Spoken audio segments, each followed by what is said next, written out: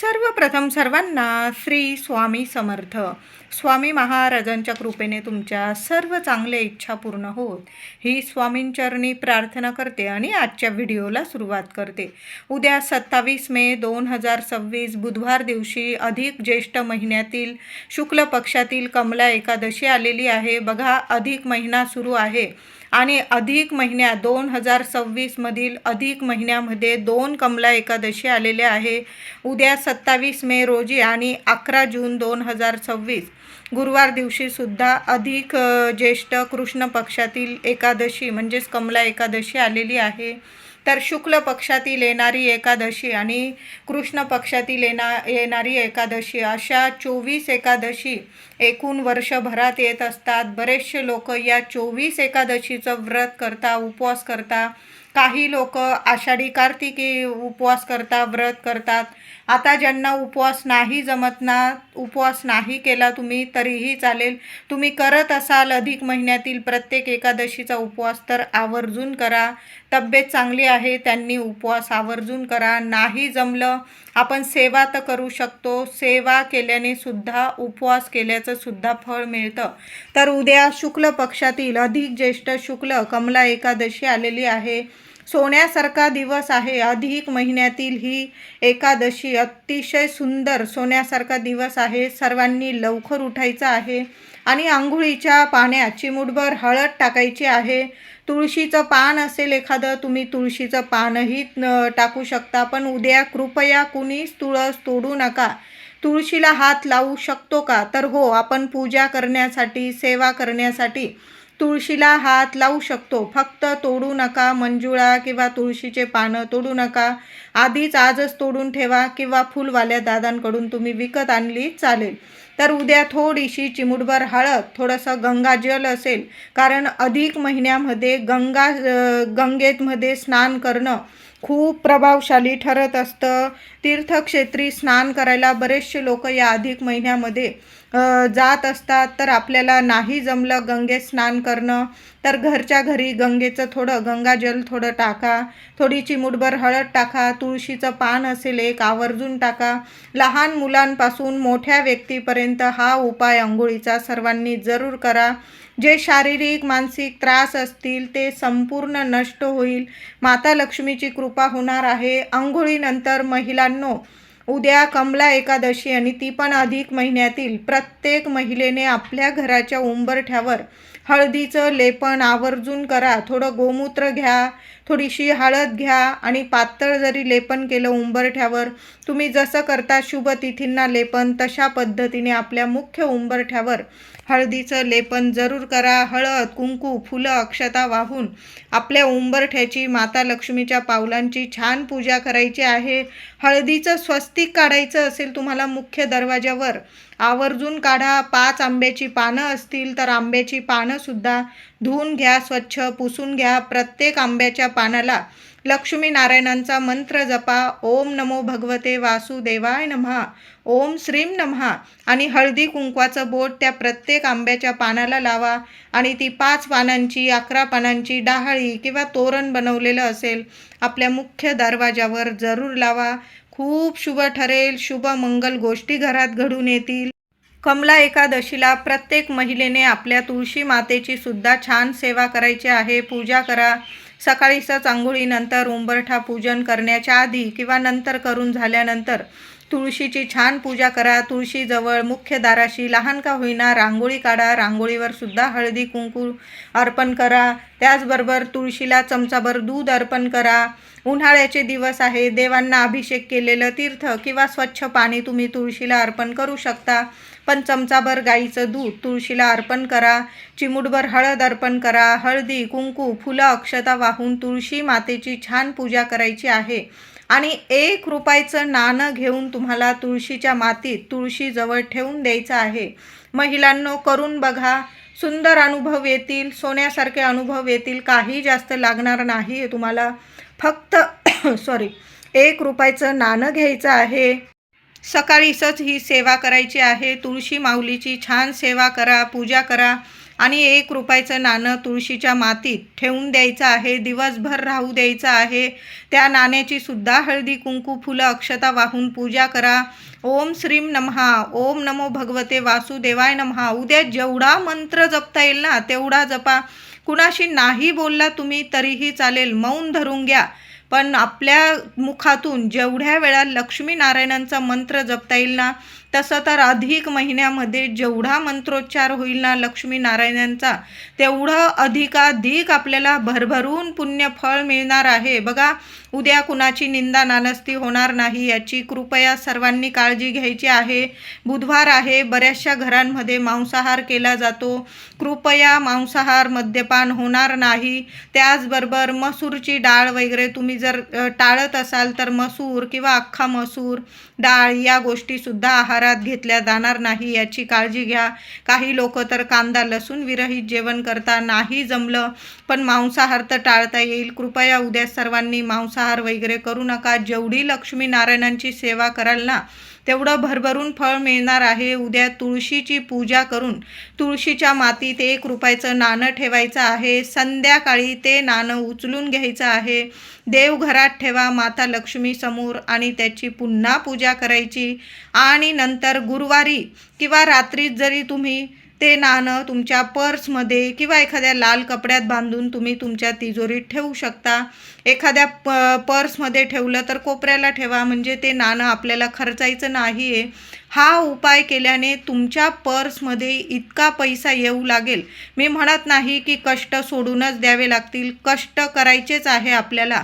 कष्टाला काही वेळा साथ मिळत नसेल, दैवी अनुभव येत नसेल, तुम्हाला तुमच्या कष्टाचं चीज होत नसेल, तर तुम्हाला कष्टाला जर फळ हवं असेल तर कमला एकादशीला 1 रुपयाचा हा उपाय जरूर करा आणि रात्री तो रुपया तुमच्या तिजोरीत ठेवा. लक्ष्मीनारायणांचं स्मरण करा, मंत्र जपा आणि तुमच्या तिजोरीत ठेवा किंवा तुमच्या पॉकेटमध्ये पर्समध्ये महिलांनी ठेवा, दादांनी ठेवा, पण तो रुपया खर्चू नका. नंतर एखाद्या वर्षाने तो रुपया तुम्ही एखाद्या पेटीत स्वामींच्या मंदिरात जा, लक्ष्मीनारायणांच्या त्या मंदिरात गेल्यावर तुम्ही तो रुपया दानपेटीत वगैरे टाकू शकता. किंवा असे उपाय जेव्हा आपण करतो ते रुपये जर साचत असतील तर लक्ष्मी मातेसाठी, नारायणांसाठी किंवा आपल्या कुलस्वामिनीसाठी त्या पैशांनी एखादी वस्तू आणली ना आपण तरीही चालतं. यामुळे सुद्धा आपलं भाग्य साथ देऊ लागतं, आपल्या कष्टाला मेहनतीला फळ मिळते, लक्ष्मीनारायणांची साथ मिळते. म्हणून उद्या हा उपाय जरूर करा. सुंदर अनुभव येतील, पैशाला पैसा येईल ओढून, बरकत येईल, लक्ष्मी स्थिर होईल तुमच्या घरात. पैसा नाही अशा गोष्टी कधी घडणार नाही. तुमचे सर्व स्वप्न नक्कीच माता लक्ष्मी पूर्ण करणार आहे. उद्या देवघरात देवांना छान असा दुधाने पंचामृताने अभिषेक जरूर घाला. बाळकृष्णाची मूर्ती असेल, बाप्पाची मूर्ती असेल, सर्व देवांना गाईच्या दुधाने किंवा पंचामृत तयार केलेलं असेल किंवा थोडीशी केशर दुधात किंवा पाण्यात मिक्स करा आणि त्याने जर तुम्ही अभिषेक घातला ना तर खूप छान अनुभव येतील तुम्हाला. आता नाही तुमच्याकडं केशर, देवांसाठी जी हळद वापरताना तुम्ही ती जरी पाण्यात मिक्स केली किंवा दुधात मिक्स केली आणि त्या पाण्याने दुधाने तुम्ही बाळकृष्णाच्या, विठू माऊली, रुक्मिणी मातेची मूर्ती असेल, लक्ष्मीनारायणांची मूर्ती असेल, माता लक्ष्मीची मूर्ती असेल तर त्या मूर्तीवर जरूर असा हळदीच्या पाण्याने किंवा दुधाने अभिषेक जरूर करा. बाप्पालासुद्धा असा अभिषेक करू शकता तुम्ही. नंतर तुम्हाला ते पाणी झाडांना अर्पण करायचं आहे. छान असं ओलं अष्टगंध करा, हळदी कुंकू ओलं करा, देवांना तिलक करायचं आहे. गणपती बाप्पाला छान दुर्वा अर्पण करा. उद्या बुधवारसुद्धा आलेला आहे, बाप्पाला दुर्वा अर्पण करा. महादेवांची शिवपिंडी असेल, छान असा बेल फूल अर्पण करा. आणि बाळकृष्णाच्या मूर्तीला तुम्हाला जर पिवळी चाफ्याची फुलं किंवा पिवळी झेंडूची फुलं मिळाली, आवर्जून पिवळी फुलं अर्पण करायची आहे.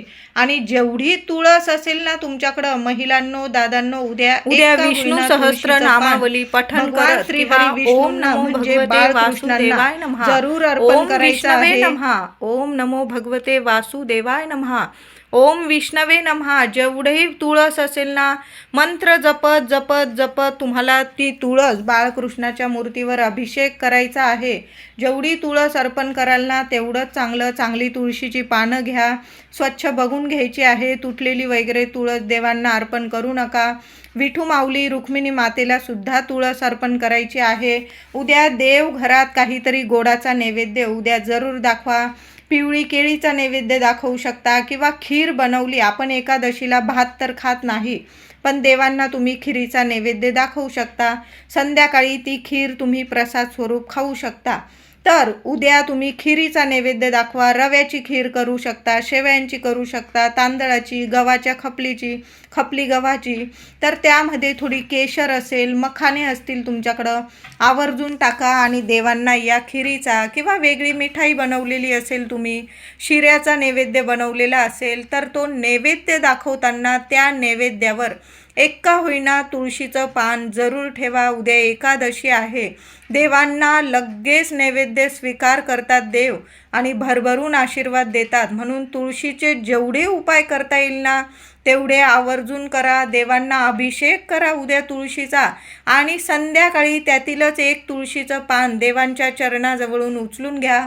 मुलांना सुद्धा एक तुळशीचं पान खायला द्या. तुम्ही सुद्धा देवांचा आशीर्वाद प्रसाद स्वरूप ते तुळशीचं पान खाऊन घेतलं किंवा नैवेद्यावर जे तुळशीचं पान ठेवलेलं असेल ते जरी खाल्लं तुम्ही चालेल. खूप सोन्यासारखे अनुभव येतील तुम्हाला. कितीही त्रासात असाल, संकटात असेल, कुणाला सांगता येत नाही अशा संकटात असाल तुम्ही, सर्व दुःख संकट क्षणात लक्ष्मी नारायण दूर करतील आणि भरभरून कृपा करतील. बघा सुंदर दिवस आहे. जेवढी सेवा कराल ना त्याचं भरभरून फळ मिळणार आहे. तुमच्या घराजवळ जर विठू माऊलीचं, लक्ष्मीनारायणांचं मंदिर असेल, लक्ष्मीनारायण विठ्ठल रुक्मिणीचं, तर उद्या थोडे का होईना विड्याचं पान घ्या. एखादं 1 घ्या, 2 घ्या आणि त्यावर थोडेसे बत्तासे ठेवायचे आहे तुम्हाला. तुमच्याकडं जर अनारसे असतील तर तुम्ही अनारसेही ठेवू शकता. नसतील थोडे बत्तासे ठेवायचे आहे. त्यावर एक तुळशीचं पान ठेवा. दोन्ही हातात ते बत्तासे त्या पानासह पकडायचे आहे तुम्हाला. तुमच्या मनातील इच्छा बोलायची आहे. देठ मात्र देवांकडे आला पाहिजे अशा पद्धतीने विड्याच्या पानावर तुम्हाला थोडेसे बत्तासे ठेवून घ्यायचे आहे आणि ते विड्याचं पान बत्तासेसह एक तुळशीचं पान वरती ठेवा आणि देवांना तुमची इच्छा बोलून तुम्हाला ते देवांना वाण द्यायचं आहे. कमला एकादशी आहे. तुमचं वाण, तुमचं दान कधीच खाली जाणार नाही. तुम्ही खाली हात घरी येणार नाही. असा सुंदर दैवी अनुभव देणारा ही सेवा आहे, हा उपाय आहे. आवर्जून करा. थोडेसे बत्तासे एका विड्याच्या पानावर घ्या आणि तुम्हाला ते पान बत्तास्यासह देवांना अर्पण करायचं आहे. एखादा तांब्याचा दिवा जर तुम्हाला परवडत असेल महिलांनो, दादांनो, एक तांब्याचा छोटा का होईना निरांजन खरेदी करा. त्यात तुपाची वाट ठेवा, फुलवा, तूप टाका आणि देवांसमोर मंदिरात तो दीपदान करायचा आहे तुम्हाला. फक्त एक दीपदान करा या अधिक महिन्यामध्ये. तुमचं दीपदान तुम्हाला तुमच्या आयुष्यात इतकं सुख समृद्धी घेऊन येईल की तुम्हाला कधीच कशाला कमी पडणार नाही. वाण वगैरे देत असाल तुम्ही, मान्य आहे, पण लक्ष्मी नारायणांच्या किंवा विठू माऊली रुक्मिणी मातेच्या मंदिरात किंवा तुमच्या घराजवळ जे मंदिर असेल, मग देवी मंदिर असो, गणपती बाप्पांचं मंदिर असो, महादेवांचं मंदिर असेल, तिथं सुद्धा तुम्ही ही सेवा करू शकता. एक तांब्याचा दिवा विकत घ्या, त्यात फुलवात ठेवा तुपासह आणि तो निरांजन प्रज्वलित करून देवांना ओवाळून घ्या त्या निरांजननी आणि तिथं दीपदान करून द्यायचं आहे. बघा जसं तो दिवा नेहमी प्रज्वलित होईल, तिथले ब्राह्मण वगैरे देवांसमोर तो दिवा नेहमी लावत जातील ना, तसं तुमच्या आयुष्यातील जो अंधकार आहे ना तो क्षणात नष्ट होईल आणि तुमच्या आयुष्यात इतका सूर्योदय, इतका भाग्योदय होईल की तुमच्या लेकरा बाळांना इतकी प्रगती मिळायला लागेल. मग शिक्षण असो, नोकरी असो, तुम्ही काही कष्ट घेत आहात, त्यात तुम्हाला यश मिळत नसेल, अडचणी येत असतील, तर त्यातून सुद्धा तुम्हाला इतकं यश मिळेल, इतकी प्रगती मिळेल, दैवी अनुभव तुम्हाला नक्की येतील. म्हणून असं दीपदान उद्या नक्की करा, आवर्जून करा. आता उद्या नाही जमलं माझ्या महिलांना, दादांना, काही अडीअडचणी असल्या तर पुढील कमला एकादशी येत आहे 11 जून रोजी, त्या दिवशी सुद्धा तुम्ही अशी सेवा करू शकता. पण या अधिक महिन्यामध्ये एक का होईना तांब्याचा दीपदान जरूर करा. बाकी नाही काही केलं ना तुम्ही चालेल, पण एक का होईना छोटासा तांब्याचा दिवा विकत घ्या आणि एखाद्या मंदिरात जरूर दीपदान करा. तुमचं हे दीपदान मी सांगते कधीच खाली जाणार नाही. तुमच्या सर्व कठीण इच्छा जरूर पूर्ण होतील. लक्ष्मी नारायण साक्षात दर्शन देऊन जातील. असा सुंदर दैवी अनुभव देणारी ही सेवा आहे. कमला एकादशीच्या दिवशी नाही मंदिरात जाता आलं तुम्हाला तर घरच्या घरी जरी तुम्ही 1-2 विड्याची पानं घ्या, स्वच्छ धुवून पुसून घ्या, त्यावर बत्तासे ठेवा आणि त्यावर 1 तुळशीचं पान ठेवून देवघरात देवांच्या चरणी म्हणजे बाळकृष्णाच्या चरणी ते विड्याचं पान जरूर अर्पण करा. नंतर ते बत्तासे तुम्ही प्रसाद स्वरूप खायचं आहे. विड्याचं पान तुम्ही निर्माल्यात टाकलं चालेल, पण जे तुळशीपत्र बत्तास्यावर ठेवलेलं आहे ना, घरातली गृहिणी असेल किंवा माझे दादा असतील, त्यांनी त्या प्रसादाबरोबर ते तुळशीचं पान जरूर खा. आयुष्यात मोठमोठे चमत्कार नक्कीच घडून येतील. बाळकृष्णाची म्हणजे भगवान श्रीहरी विष्णू आणि माता लक्ष्मीची तुमच्यावर इतकी कृपा होणारा हा उद्याचा दिवस आहे. म्हणून जेवढी सेवा होईल तेवढी आवर्जून करा. घराजवळ जर पिंपळाचं झाड असेल तर उद्या स्पर्श करू नका. फक्त 1 दिवा मातीची पंती घेऊन जा. तेलाचा न्या, तुपाचा न्या, पण 1 दिवा पिंपळाखाली जरूर लावून द्या. एखादा गुळाचा खडासुद्धा पिंपळाखाली जरूर ठेवून या. आता समजा नाही महिलांना जमलं सेवा करायला, माझे दादा जाणार असतील सेवेला, तर मग लांब आहे पिंपळाचं झाड, तर मग काय करायचं, फक्त 1 गुळाचा खडा तरी पिंपळाखाली जरूर ठेवून या. जसा जसा तो गुळाचा खडा तिथले किडे मुंगे खातील ना, तशी तशी तुमच्या आयुष्यातल्या ज्या अडीअडचणी आहे, काही पितृदोषामुळे तुम्हाला अडीअडचणी येत आहे, त्या नक्कीच दूर होतील. पितृदोष शांत होईल. पितृदोषाच्या अडचणीतून तुम्हाला 99% तरी नक्की चांगले अनुभव येतील. 99% अडचणी नक्कीच दूर होतील. मुलाबाळांना भरभरून प्रगती मिळेल. दिवा लावता आला तर आवर्जून पिंपळाखाली दिवा लावा आणि 1 गुळाचा खडा पिंपळाखाली जरूर ठेवा. स्पर्श नका करू, लांबून नमस्कार करा. 21 वेळा तिथं उभं राहून ओम नमो भगवते वासुदेवाय नमः या मंत्राचा जप करा. लक्ष्मी मातेच्या मंत्राचा जप करा. उद्या झालंच महिलांनो, माता लक्ष्मीच्या मूर्तीवर श्रीयंत्रावर आवर्जून जिथं नारायणांची सेवा तिथं लक्ष्मी मातेची सेवा व्हायलाच हवी.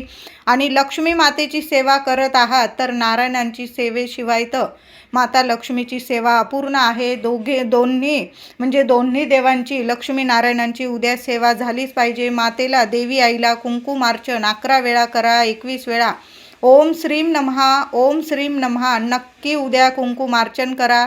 संध्याकाळी कापूर आरती जरूर करा देवांची. आणि कापूर सोबत तुम्हाला 5 लवंग आणि थोडीशी चिमूटभर पिवळी मोहरी जर जाळता आली तर आवर्जून जाळा.